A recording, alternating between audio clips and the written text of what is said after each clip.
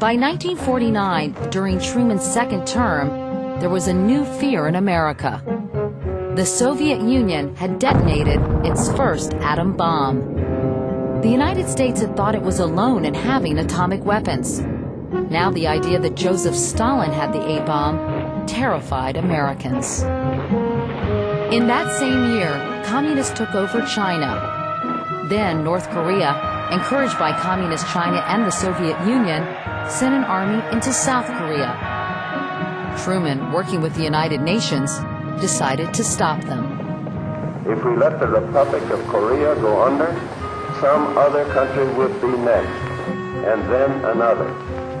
And all the time, the courage and competence of the free world would be ebbing away. Though war was never declared, it became known as the Korean War, in which 2 million Koreans and more than 50,000 Americans would die.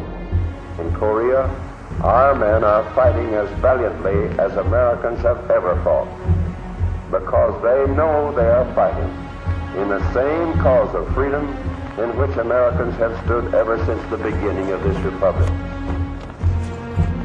Back home, Truman had initiated a sweeping program to root out supposed communists inside the U.S. government. Across the nation, anti-communist hysteria began to spread in cities, universities, and private companies. The atmosphere, which came to be known as the Red Scare, led to the rise of Senator Joseph McCarthy. Are you now, or have you ever been a member of the Communist Party? Senator Joseph McCarthy of Wisconsin waved a piece of paper and said it contained the names of 205 communists who worked in the State Department.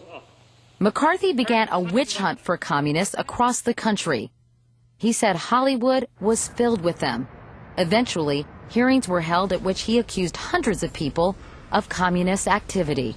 I am not and never have been a communist. Continue in this particular... Have you ever been a member of the Communist Party? I believe I have the right to be confronted with any evidence which supports this question. I should like to see what you have. McCarthy never proved a single case, but his attacks were devastating. Those he accused lost jobs and friends and careers. Their lives were ruined. This so-called McCarthy period, which actually is much more than just one person, was a period of a great deal of hysteria about supposed communist influence and subversion and infiltration in the United States. The Communist Party of the United States was a tiny group with only a few thousand members. It didn't pose any threat to the stability of the American government.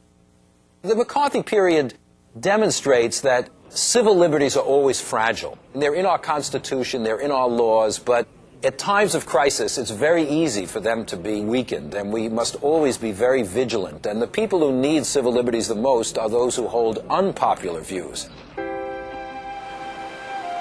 A senator from Maine, Margaret Chase Smith, finally had the courage to speak out against Joseph McCarthy.